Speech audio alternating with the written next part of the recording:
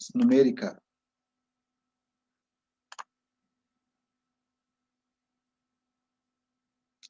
Okay, for a numerical answer, take note that this is not a mathematical question. Almost in all courses, to a larger extent, you would find questions that will require students to do some simplest calculations where their answer should be in numbers. Okay? So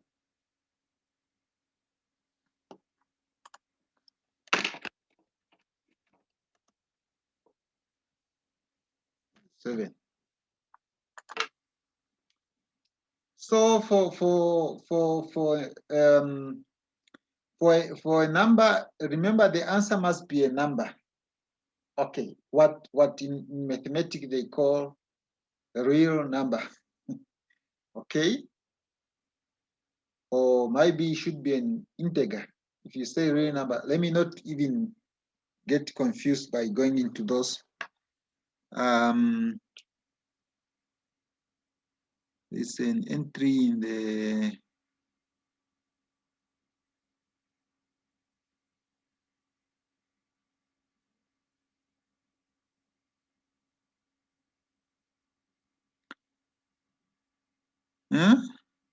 although it is one word you require as an answer, for example, economics, but you find students just write economic, then the system will grade them wrongly, although they are partially right. Yeah, that's true in the context of the scenario you gave. It depends on how, yeah, maybe not linear, but if the answer is economics and they wrote economic, okay, well, they are partially correct. That's why, colleagues, while we are at it, all these questions that we have so far, including numerical questions, are to be marked automatic. But I want to stress that, please, the quality assurance should apply. The moderation, the sampling, starting with the marker himself or herself. If there are questions that were set to be marked by the system automatically, please sample, verify. Okay? Perhaps there were some typos. Perhaps there were some missing words, or when you were repackaging the questions, it was not error-proof. Even though attempts have been made, we are not always completely sure. That's why the quality assurance actions need to be maintained. Go back, I mean, once the questions are marked by the system, it's necessary to go through those and verify. If you have 100 students, maybe you can take 20 at random, okay, in the list. It might be at random depending on the performance. This one failed this question, let me check. This one passed this question, let me check. How was he marked by the system? Then you convince yourself that everything is. So if we leave everything to say, those one are marked by the system, I'm safe, I can't mark anymore. It's not completely like that, colleagues. We still need to override what the system, we need to verify what the system has done for us. Plus, we know for a lot of colleagues who really have been suffering with the burden of marking because of the number of students, they really want to take off the burden, and they would want to set an entire paper on these automatic marking questions. We don't recommend so, and we hope within your departments, as part of quality assurance, not only in terms of online assessment, but also indeed in terms of assessment practices or assessment principles, as we call them. We really hope that the colleagues, that you don't just mark, not mark, but you don't just set A to Z questions that will be marked automatic. Put some essay type of question. Even 3 or 2 of them, your marking is still made easy. Come on, look, if you usually mark all 10 questions manually of your 300 students, but now the system made it possible such that you will only be marking 2 questions, even if it's still for 300 students. You can imagine if you could quantify how much your load has been reduced. You will be surprised if you try to quantify it. So we really recommend that you don't leave everything to the system. At least diversify your questions fairly. But let's come back to the numeric question. Okay, if I have a question like, sorry, I'll have to take another mathematic, but it's a simplest one. I can only go by simple one. If we say evaluate, and then we say 2x or maybe 2y equals to 4. Okay, in this case, then I can make use of this one, and I know the answer is just 2. So the answer is 2. Okay, no error whatsoever. There is no error. This is 100%. There is no error. There is no error degree here whatsoever. The answer is just 4 divided by 2, so the answer is 2. Okay. But if we say,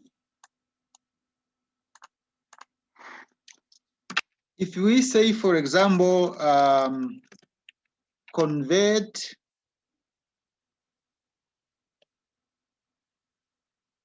maybe 10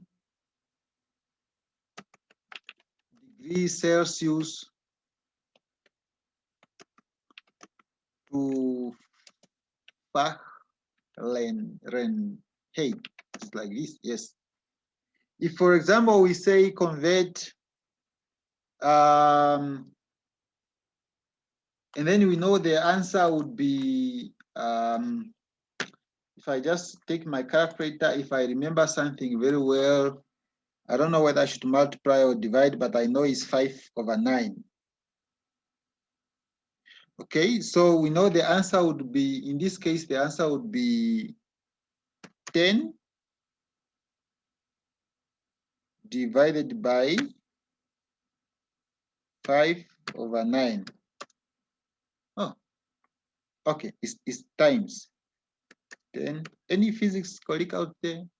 Time is 5/9. Okay, maybe in Fahrenheit it would be 5.55.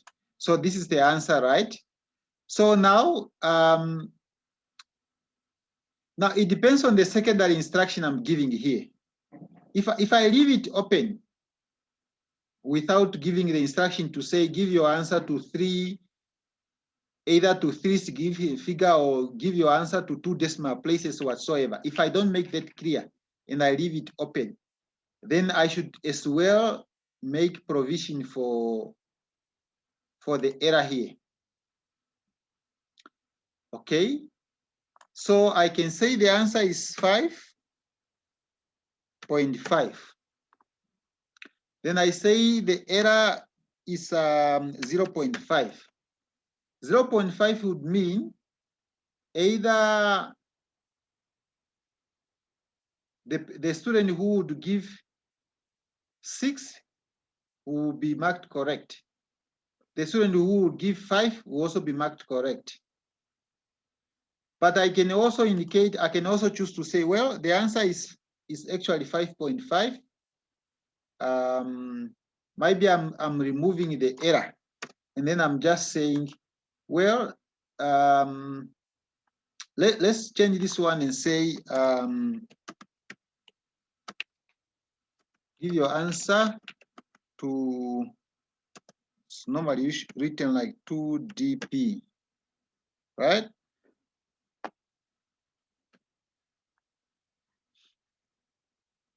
If I go specific and say write your answer to 2 decimal places, okay, so perhaps because the answer, if I take my calculator, is 55, then I know it should be 56.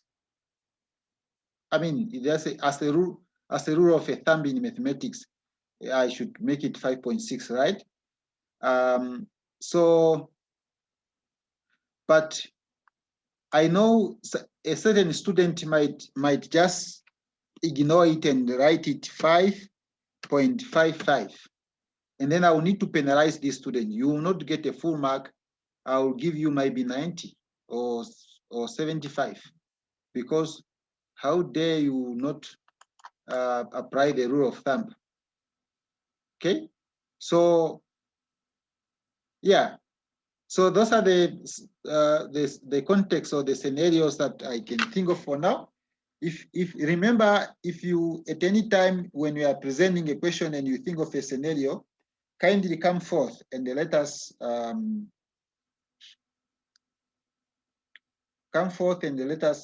discuss a specific question that you might give.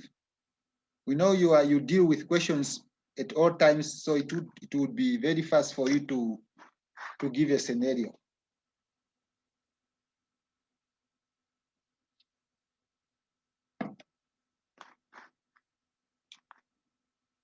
I should assume so far so good. It has been quiet now. There have been some interaction in the past, but now, yeah. No, so far so good. Oh, okay. Mm. All right, let us save this one. But before I save it, maybe I should also still extend it to, let me extend it to units handling. Numeric questions and the calculated questions, they got the issue of units. I'll need another question, and I'll need another scenario here. Or maybe I can use the same scenario, but this is not the best scenario I can use. So let me change the scenario to speed. Okay.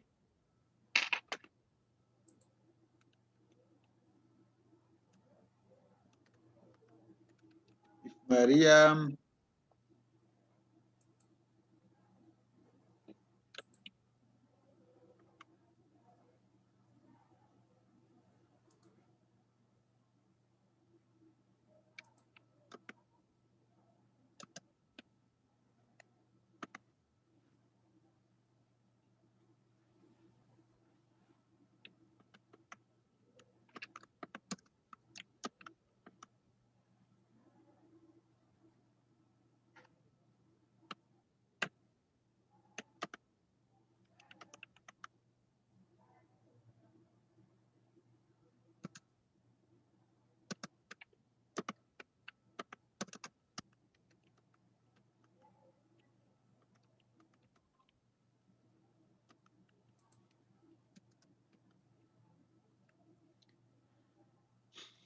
okay, maybe that's a question. The answer is numeric. So let me just take my calculator, and speed is distance this divided by time, but we are looking for today is time. The distance speed triangle, say if you are looking for time will be speed divided by distance, right? Very awkward scenario here. If you take speed divided by time, so the speed divided by time here, now the speed is 30. Oh, divided by distance, divided by 100. Colleagues who are leaving, sorry, I will not be sticking with mathematics. I've noticed that also in the previous session, people would think, oh, it's just mathematics now. But but I need to be accommodative. It's just numeric. We have ESA type of question coming up, which is very popular. Yeah, so the answer is 0.3 here, right? Yeah, and luckily here is just a 0.3. Okay. Now, if you look at, we know the answer would be 0.3, right? There will be no other answers even. Okay. So 0.3 is the answer. Now, how did you get your 0.3? I suppose you saw my calculator, right? I took 30 divided by 100, which is speed divided by distance to get time.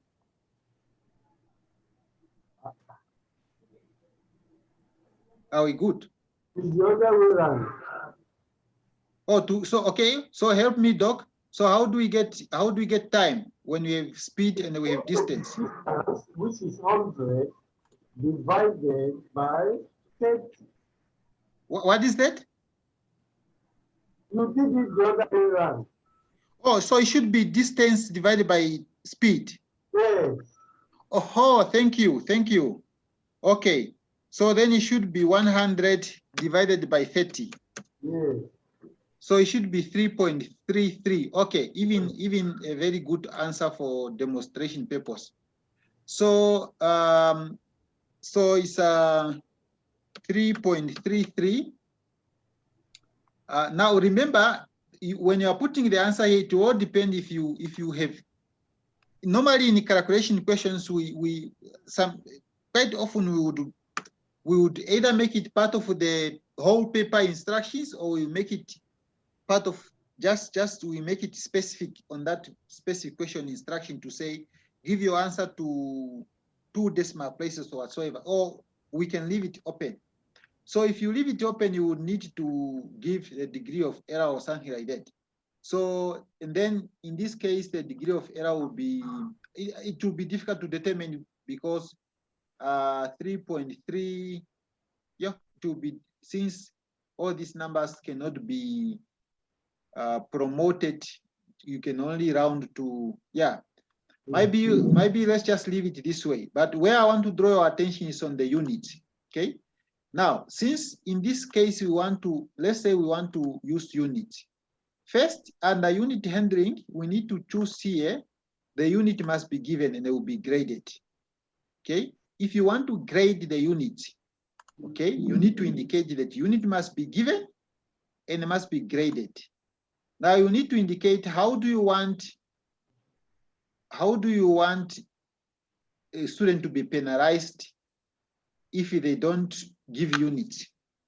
Okay, by default is 10%, 0.1, that's 10%, right? Yeah, but you can also adjust it accordingly. How do you want the unit to be indicated? Okay, by default, say the text input element. That means just where they are putting the answer, they must also add the unit. But you can also indicate, they can also choose multiple choice selection. They need to select, or they can have drop down. So let me take multiple choice selection. And then units go on the right. It's fine. It's always on the right, except for money where it should be. Oh, okay. Let me not confuse myself. In some money, in some currency, unit also come not in front, but it goes on the right. So let's come to the units. Okay, so we need to define the units here. So we know age for hour, we know multiply is 1. So we can then say, maybe some students will choose to give you the answers in seconds, in minutes rather. Okay, let it come.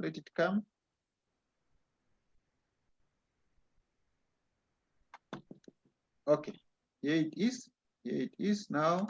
So maybe M for minutes, and then we know the multiplier is 60. And for seconds, the multiplier is it 3,600?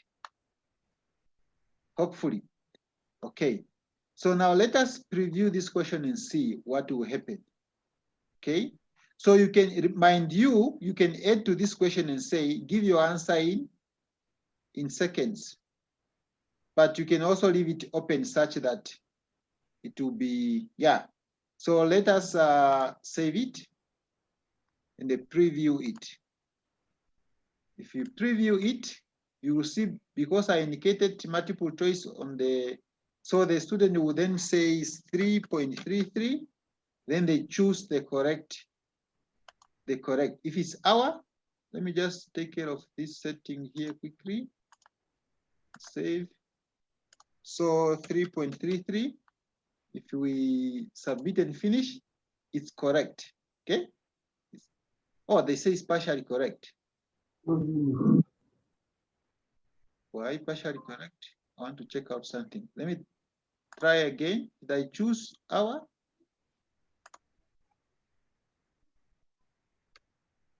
.33 hours. Then, yeah, correct. Okay. So, suppose now another student would want to give the answer in minutes. If they give the answer in minutes, if I start again, and in minutes, that would mean this time is 60 because I have indicated. Wow, it gives a whole number. Then in minutes, it would be 200. Okay, so if I take 200 and say it's minutes, I'll also get apparently wrong. Why? Okay. I see what happened here. Let me start again. So I will take 3.33 and multiply it by 60 here. Okay. I don't get the exact here, and I did not indicate the degree of error. So I will need to type it exactly as it is, 199.8. And then I say it's minutes. Submit. Yes, correct. Also, if I choose to give my answer in seconds, hopefully I did that multiplicand, I choose it correctly. I'll take now 3.33 times 3,600. Then I get 11988. Then I indicate seconds. Then it will also be marked correct. I hope we get the idea about the use of unit.